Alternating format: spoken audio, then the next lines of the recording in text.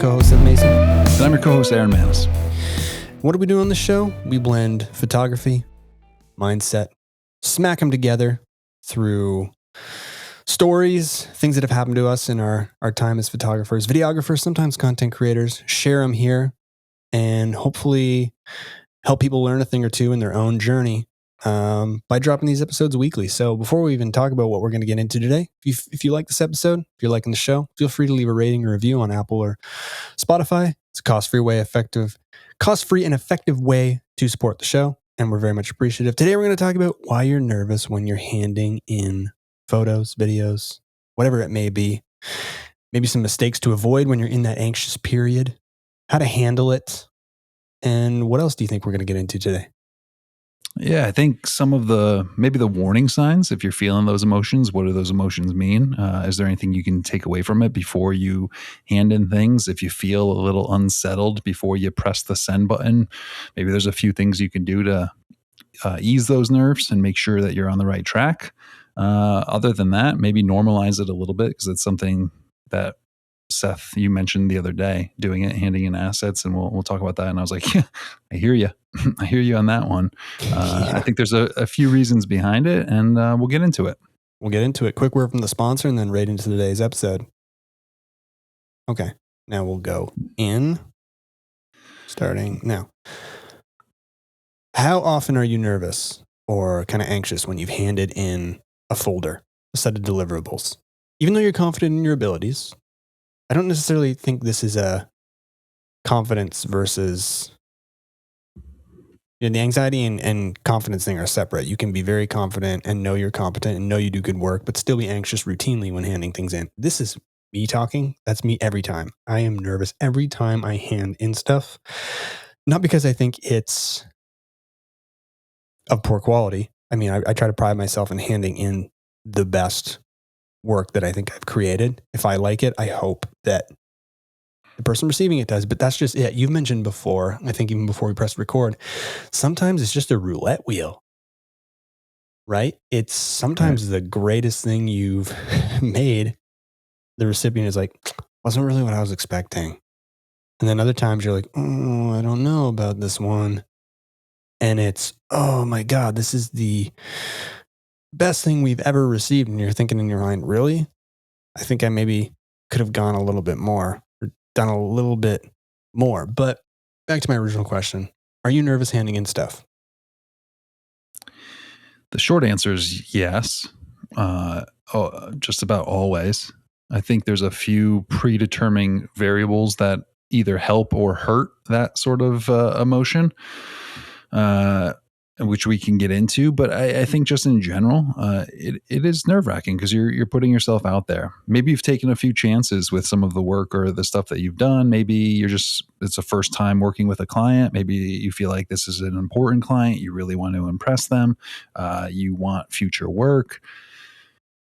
Does your price equal the value of the content that you're handing over? Like all those variables, I think, play into it and can wreak a little bit of havoc in the mind in terms of waiting for some sort of response or validation or affirmation that, like, this is what we wanted. Thank you so much.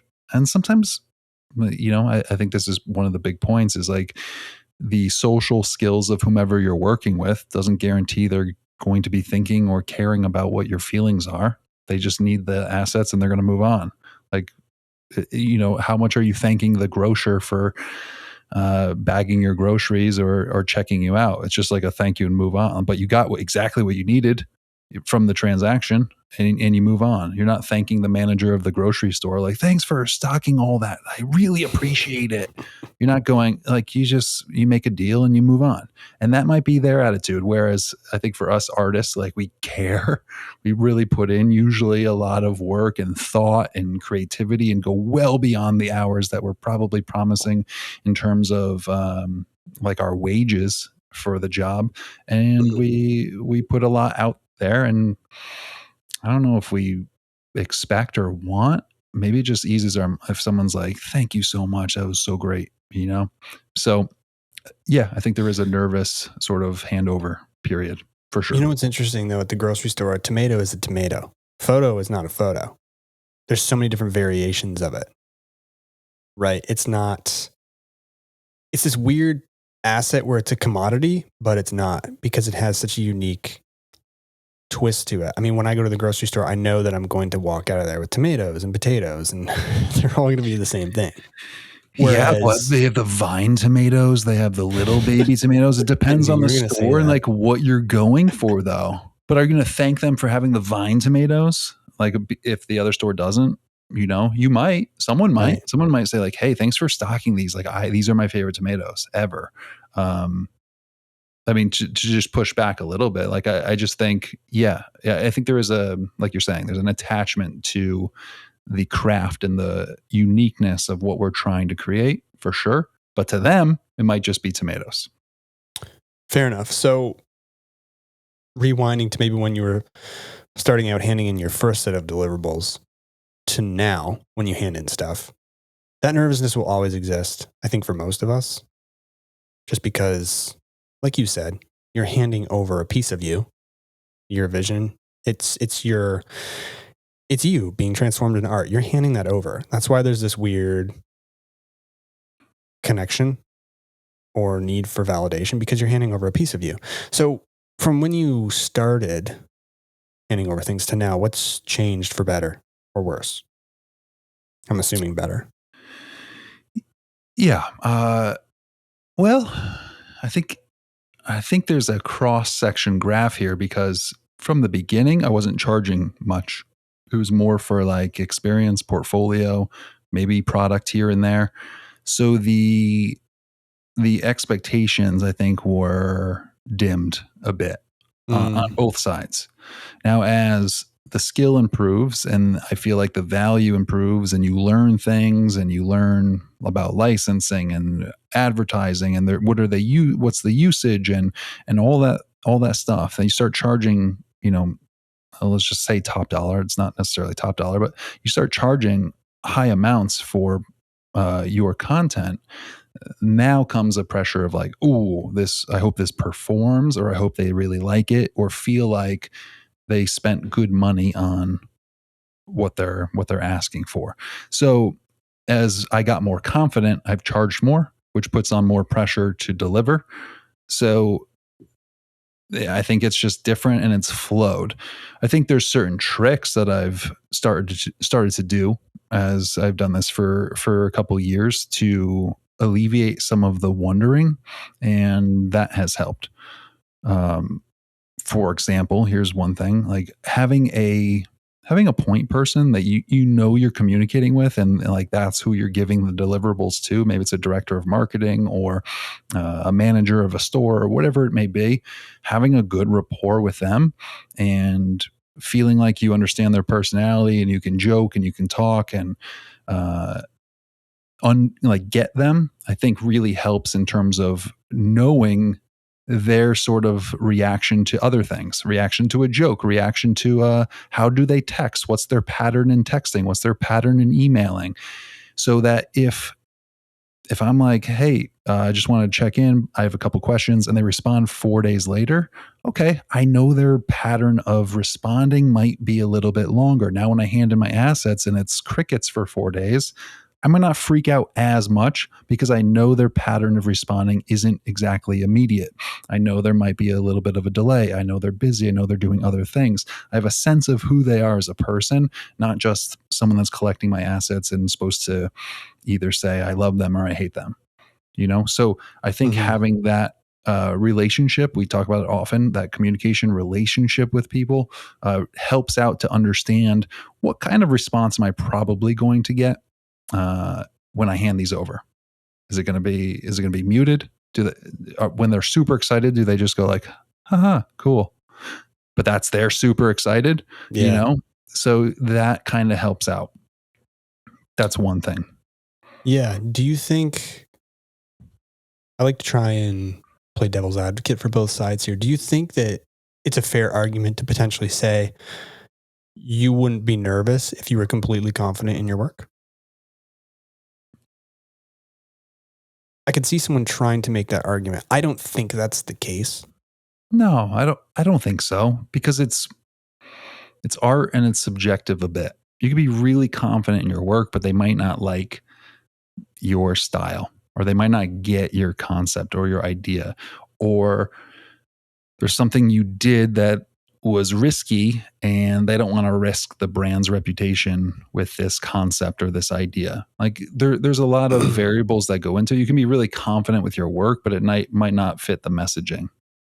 I mean, Apple just got slammed for that commercial that crushed all the things into the smallest new iPad. Do you know that story? Yeah. Yeah. And So they had there's somebody I know who took similar heat for something different, a little bit on a smaller scale. Yeah.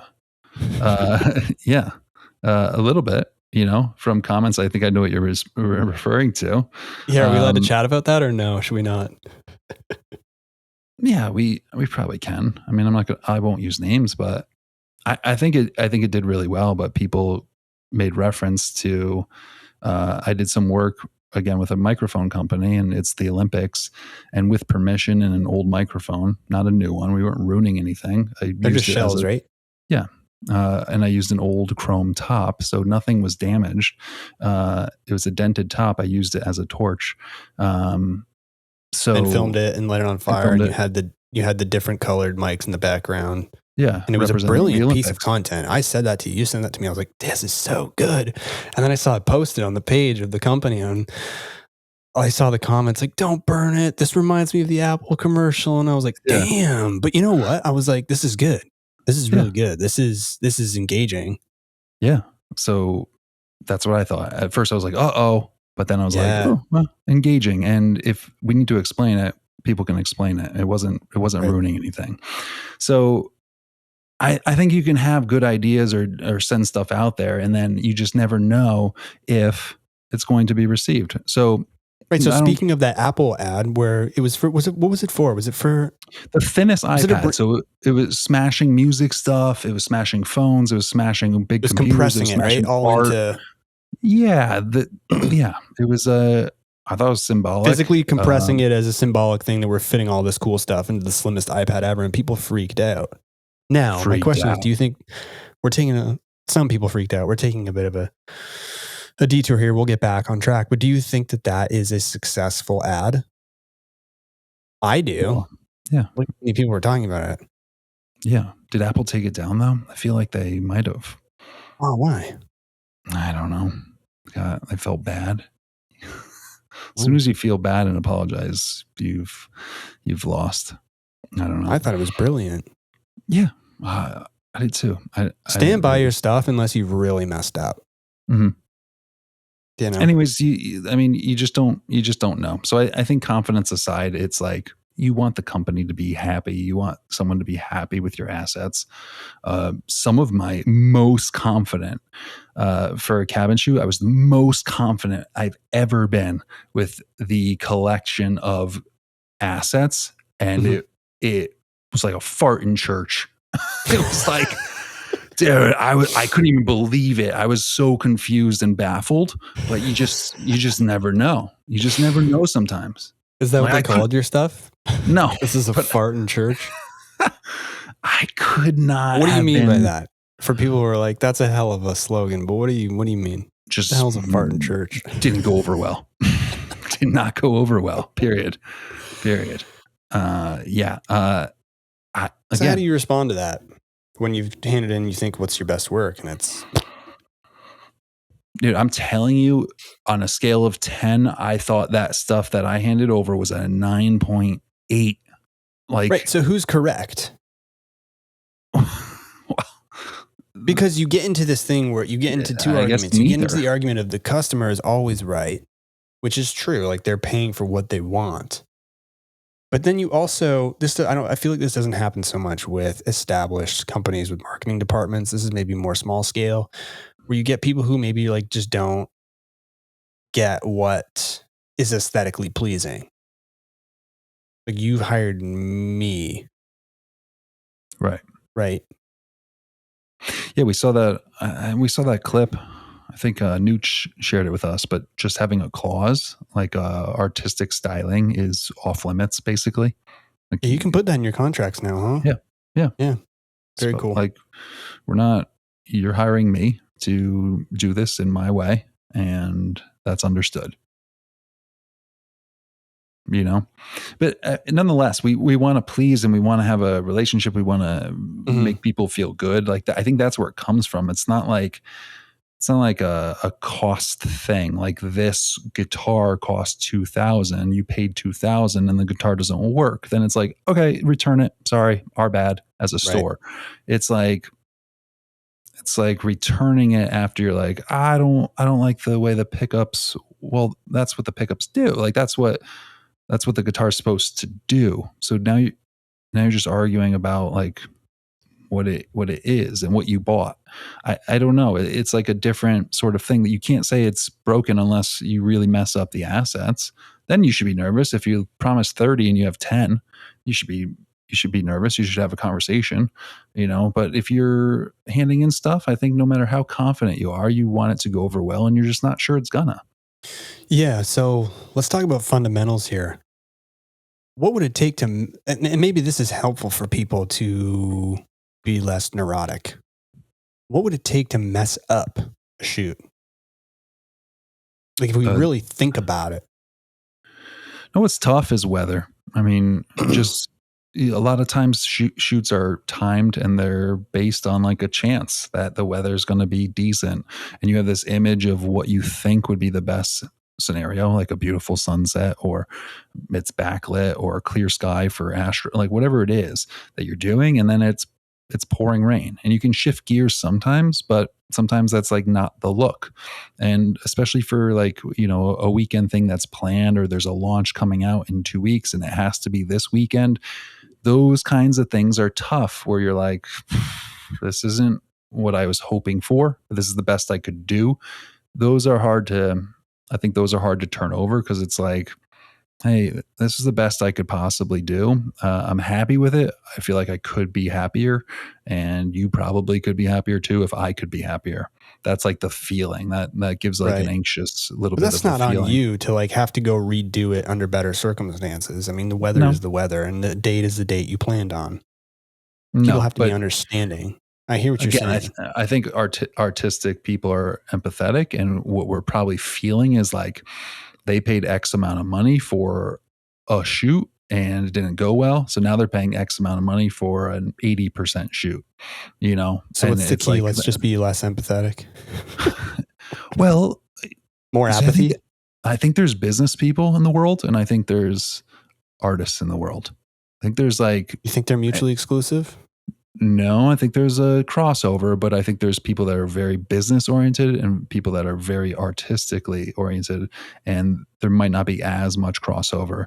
I think that's what lends to like this oil and water sort of maybe nerves. Like I don't get the way you think, and they're like, I don't get the way you think. That might create some of that nervousness when you deal with a client that has a background in photography or videography or content creation or whatever it is. They tend to get it and be more appreciative because they know what goes into it.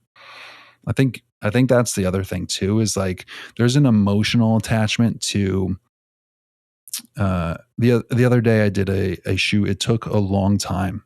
And when it was done, I realized, wow, like I got carried away with how many assets I could get from this one situation. But uh, they might pick two of these photos and be like, oh, these ones are good, and disregard 38 of a similar themed looking shoot and equate it to two photos, not the setup, the thinking, moving around, the different looks, all the stuff. They might equate it to, oh, that was two photos. What should that cost? $100, instead of everything that went into it. So I think we get like this emotional attachment to our work sometimes and how much effort we put into it and what lengths we went to make it happen.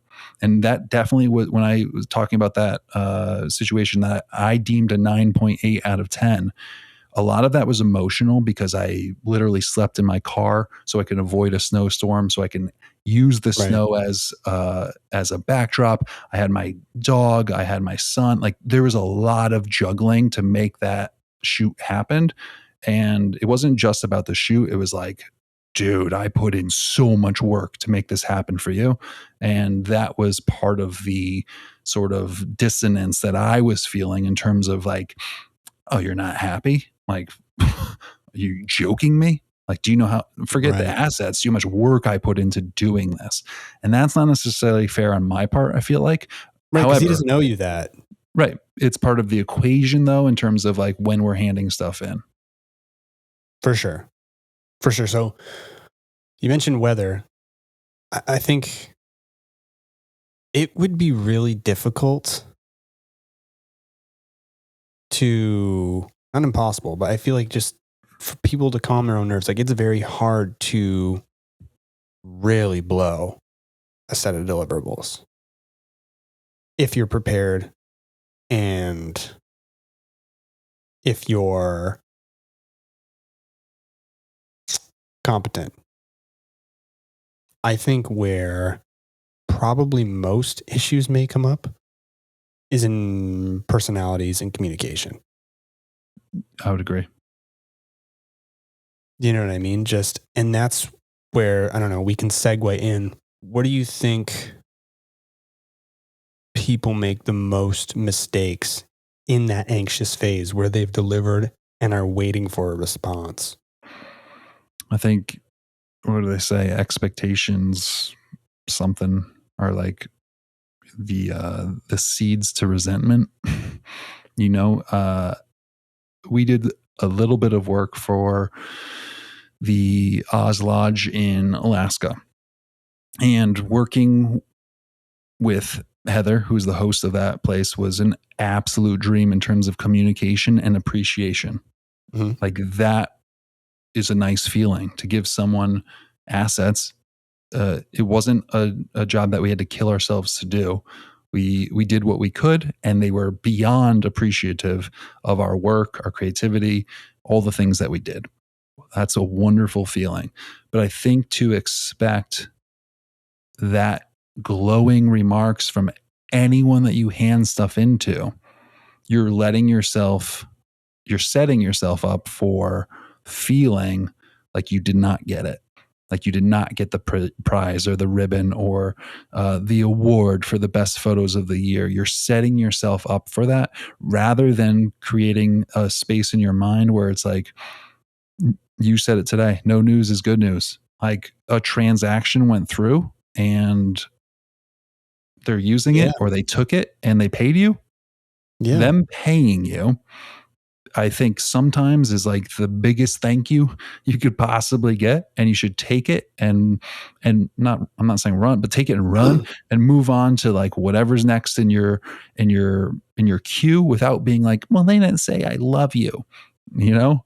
And I'm joking, but I think we're so used to Instagram and the 10,000 comments of positivity, like killer picture. This is awesome. How sick. You think anytime you give a picture to someone, like it's like your mom and dad looking at it like, wow, you're so talented, honey. You're so talented.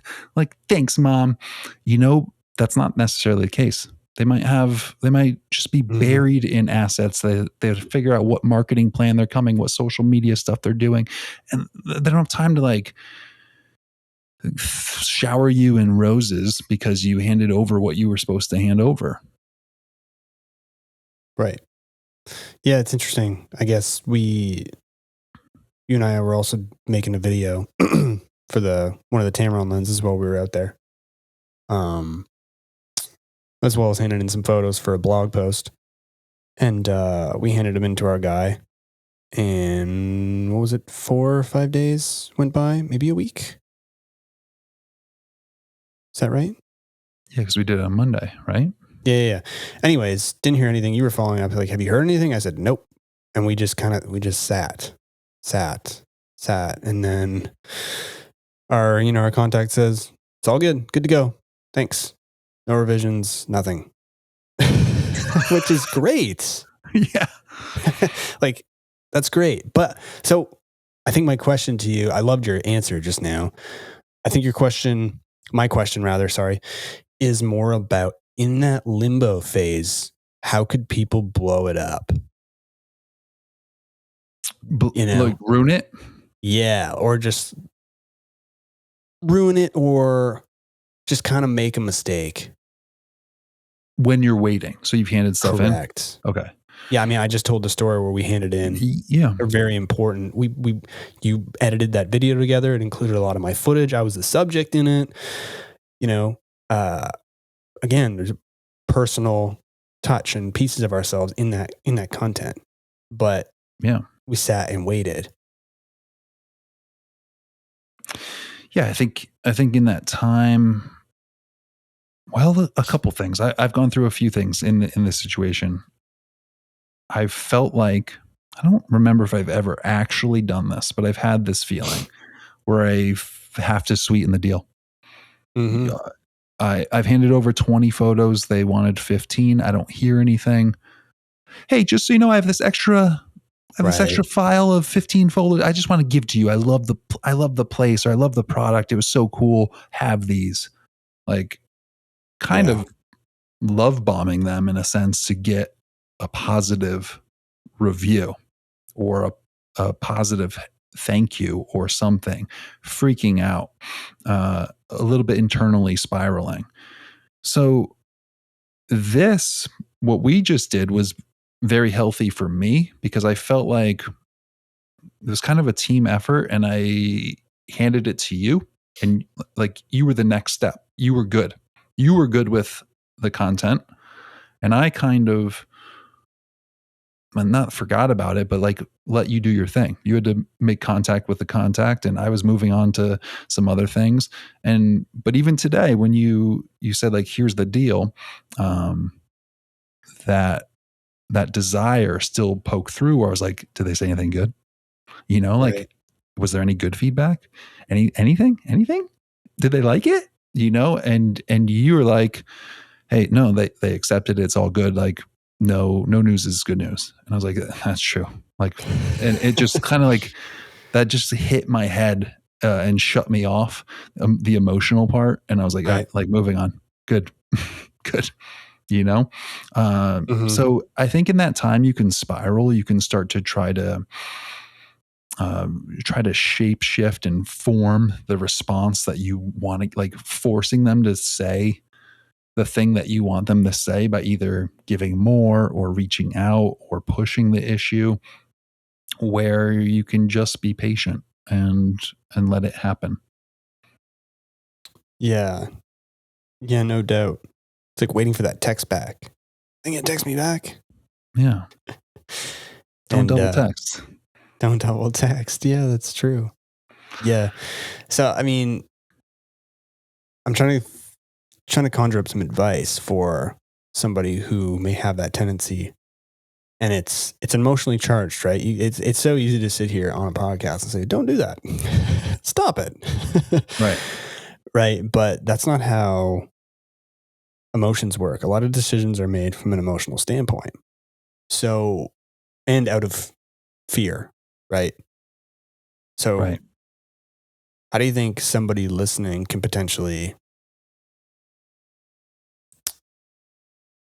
not fall into that trap? Well, a couple things. If you have a good relationship with the person that you are working with, there's a few things that I've been doing lately. When you have a good communication relationship with them, that just makes things easier. I'm in this long-term project that I'm doing. I'm able to bounce ideas off, show samples, show scopes of work, get okays ahead of the time. They're like, oh, that's a sick idea. Do that. Great, cool. That gives me confidence that they like this idea and they want to see it, versus me just trying to figure out hundreds of photos and hand them over and hope that they're good. I'm kind of piecemealing it and making sure that each little step is on the right track. And you can do this for lots of different ways or lots of different things. You can have a storyboard. You can have Hmm. calls where you talk about your stylings, your coloring, like whatever you're supposed to be doing. You can really check off a lot of boxes so that you're confident in doing it, and you're not just someone says like, "Hey, yeah, you do 200 photos of our product. We're going to pay you this much money." Okay, in what season, in what inside, Hmm. outside, so, like, then you have a lot of questions that you might mess up on. Yeah, that's why my favorite one before even starting is what's missing. What do you what do you wish you had as a photo or video asset?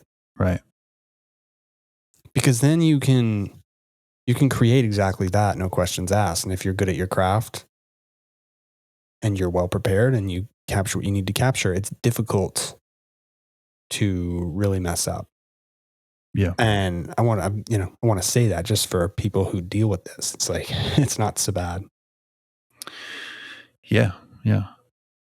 I think another thing is kind of on, you said fear, and a lot of this does come from like a fear of something. So Yeah, fear reverse of eng what? reverse engineer that. Am I afraid that I can't take a photo? No, I've taken many. That's not it. Am I afraid I can't edit it the best of, you know, competitively? No, that's not it. Am I afraid that my time management is poor and I'm not going to get this done on time? No, that's not it. Am I afraid they're not going to like it and it's not going to get enough engagement or likes or follows? Yeah, that here I am. Am I afraid they're going to not hire me again? Am I Or pay afraid they're me? not going to pay me? Hmm. Like, try to figure out where that fear is coming from, and then push through. Easier said than done, but push through that part because it's not the whole thing. And if you can say to yourself, wow, I'm really confident on 9 of the 10 steps to get here, it's just I'm afraid they're not going to pay me. Okay, well, how do we push through? How are we going to get paid? We have to hand this in. We have to hand this in to get paid. So Hmm. us not handing in because we're afraid or procrastinating is not helping us to get paid. So just kind of reverse engineering that a little bit, I think Hmm. potentially can help. And then finally, I would say emotionally, when you get a little bit stuck on something, be honest, because I've been there too, where I'm not feeling editing and I have to push through and my eyes Yeah, get a it's the little wonky. worst. It's the worst. My eyes get wonky and I'm tired and I need to sleep, but this is due.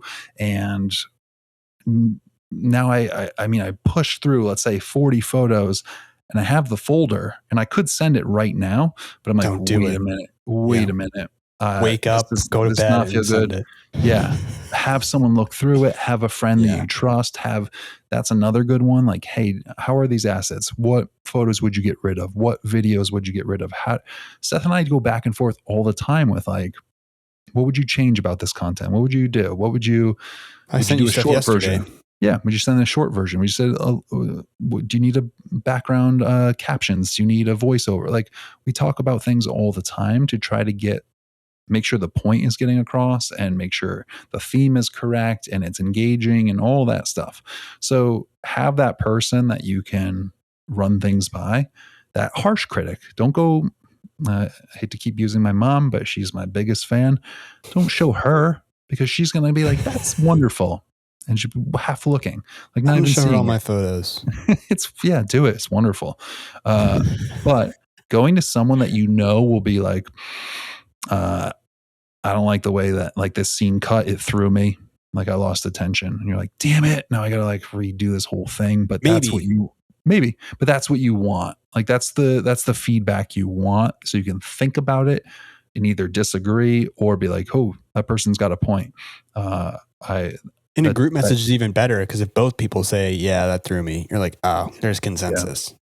So if something's wonky, do it. But if you're feeling like you're nervous for a reason and you can pinpoint like I didn't give my best in editing or I felt off or things look weird or I should have taken the time to spot remove this, whatever, then listen to that and again, be confident that you're handing in the best stuff that you can. Yeah, I like that exercise of identify and carve a path deeper into, okay, well, what's the remedy? I mean, I like that exercise a lot. I mean, what's the remedy for they're not going to hire me again? Okay. You know, it's like Or I'm again, afraid they might not hire me again. That's where people are at. connections, all from business connections to best friends to dating. Like, I'm afraid they're not going to want to go out with me again. If they don't want to go out with you again, you don't want to go out with them again. Like, it's just has to be that way. And it's kind of like, hey, if this match with this company doesn't work or they didn't like it, they trusted you, they gave it a try. That shows a lot. And they didn't love it. And didn't get a good ROI. They want to try something else. Someone's cheaper, someone's in the company that has a camera and some skill, and they want to give them a chance. Whatever. But what can you do? I've had that exact scenario before where I was hired out of company. I did a really good job, in my opinion, crushed it, I thought, and then they thought so too, but then haven't been hired again since, and they've used somebody in-house that's, I imagine, cheaper. Yeah, it's part of their salary. Like, It happens. Yeah, it happens. But that's why, again, with everything, especially you can find companies that you develop a relationship with and you have, great chemistry with, and they love your work, and that's it. That might be your one thing that you do is you really work with them. Think about Nooch was on the show with Goose. Like, him and them mesh, and he kicks butt with them, and that's great. But it could be 100 other companies that just would be like, nah, we don't like this match, and that's fine. It helps you to find that match, helps you to move on and get something else. You don't want to work with someone that's going to be not happy with your stuff every time. Yeah, so I guess what you're saying That's is not too, fun. it's not always you. I know we talk about extreme ownership and accountability, but sometimes your best isn't what other people want, and you don't know until you try. Yeah, or what you want to do isn't what. It's like you being a rock star and they want like pop music or gospel, and you're like, that's not my thing. And they're like, well, that's what we want. You're like, I really like you. I wish this worked, but like, I'm not willing to sacrifice my values and the way I like to make art for this. Like, I just don't want to. It's not going to be fun. And that's fine. So I mean, it's beyond accountability. If you mess up and you want to do better, that's a different thing. But if it's like just not a good match, or you feel like, hey, you asked for 20 things, I gave you 25, and I was really proud of them. My friends thought they were great. Like And my I mom. did, and my mom, I did the best that I could, and you're just not thrilled with it. Like, this is not going to be fun. It's not going to be fun, So you don't want to work again. Okay. Like, we need to go our separate ways. I want to find someone that appreciates the work and the effort and whatever, all that goes along with it. So Yeah, you're talking about an abundance mindset, which unfortunately seems to be scarce. If you like my little pun there. Yeah, I do. There seems to be an abundant scarcity mindset. Yeah. I'll stop confusing people. Scarcity seems to be, a more prevalent mindset when it should be abundance. Yeah, absolutely. There's a lot. And I'm telling you, I don't think there's anything much worse than like doing work that you don't really are crazy about and people don't really love. And it's like, only so much money can make that feel great. Or it's like, I hear you.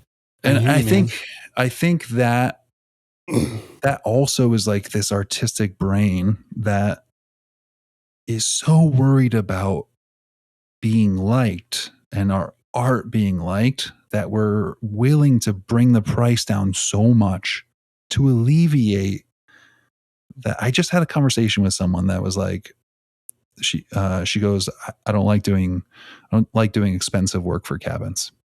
And I was like, huh? Why not? Well, there's a lot more pressure. I love the cheap ones. And so that's that I'm going to lower the pressure by lowering the price so that they can't hate me. Do you know? Like I think that's all part of this whole thing of the business side pushing the artistic side down. Like, we'll like you, we'll approve you. Well, that's a fine mindset to have if the deliverables go down with it as well. Sure.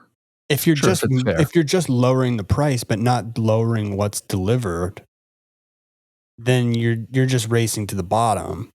Right. Which I think If you're in a mentality of like, rather than delivering 20 photos, I want to deliver 10 and I want to do it for half the price and it releases the pressure for me, so be it. But if you're still giving 20, right. that's a different story. I hear what Right. you're saying. Yeah. Yeah. Yeah. If you're still busting your butt the entire weekend to just make sure they like me and that the cost was right and they can't really complain because it was so cheap, that's that. That's something. There's some fear there that we're discussing that probably has to be looked at or not, but just saying like that. I think that's all part of it. Yeah, I think that conversation is important to have because you don't have to scale. Nobody's telling you to. Nobody's telling you need to. But do you think that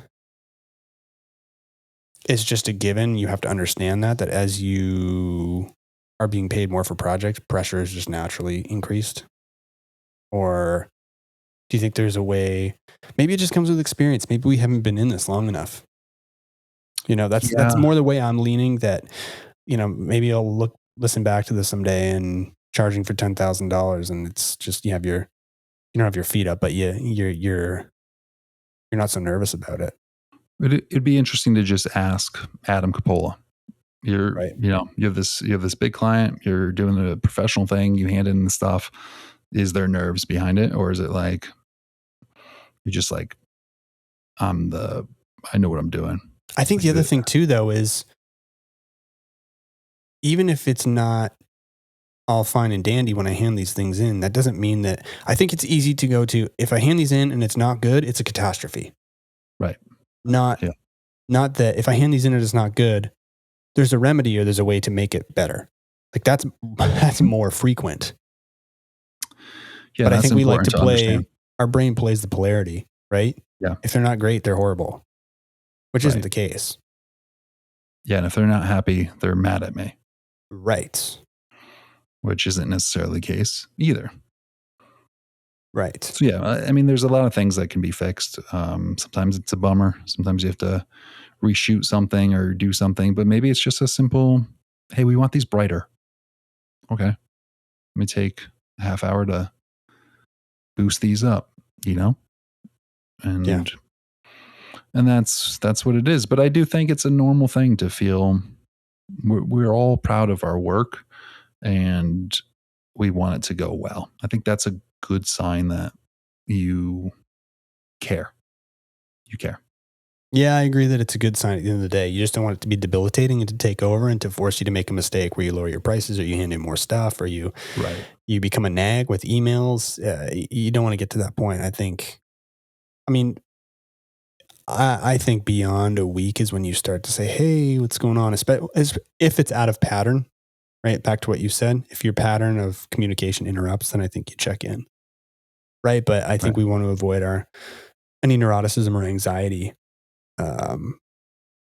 causing us to make a mistake that can force us to give over assets that we don't need to or drop our price randomly. We can do some crazy stuff.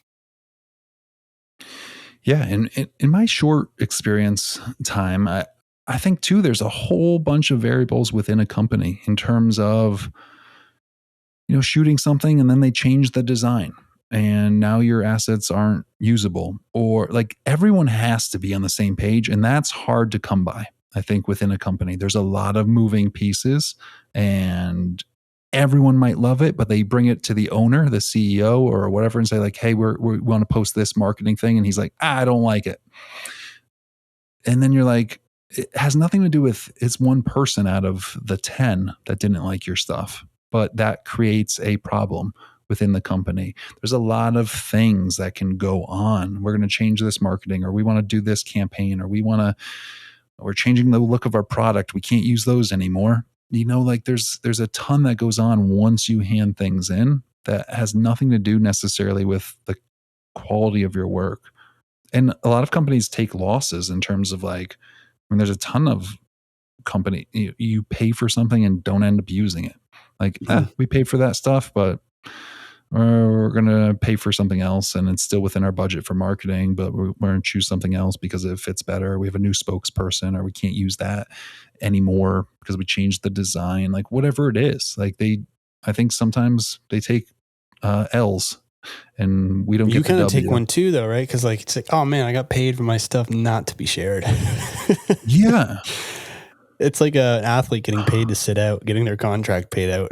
We're going to pay you not to play. Yeah. Stinks. And we want it to be like their favorite thing ever. But that's something I've had to come to terms with, is like, I don't know what percent, but it's not 90% of my stuff that I've ever handed in gets used. It's probably, they might pick their few things or throw up a carousel really quick. And you're like, wow, that's what you chose? Okay. Or crop it the wrong way, or like there's a million different things that happen where it's like, all right, like I did my job. Yeah, you can only do so much. Yeah, you can only do so much. I think we do get invested in the company that we're working with, and like we want it to do the best that it can, obviously, but you can only do so much. I hear you, man. So hopefully this episode has helped you deal with some nerves when you hand in deliverables, what to do, what not to do, the kind of mindset you should have. Things aren't necessarily a catastrophe. Yeah. Lots of things are going on. Lots of things can happen. Lots of variables. If you're competent in your craft, you know what you're doing. You planned, you prepared, you asked the right questions. Things should probably be good. Let the dust settle. And if things aren't good, they're not horrible. They can be somewhere in between. And often a remedy is readily available. So if you'd like this episode again, feel free to leave a rating on Spotify or Apple. Cost-free, effective way to support the show. And you can subscribe to us on YouTube. You can find us there. We would love a subscription from you. And that's all I got for today, man. Till next time. Yeah. Good conversation. Talk soon.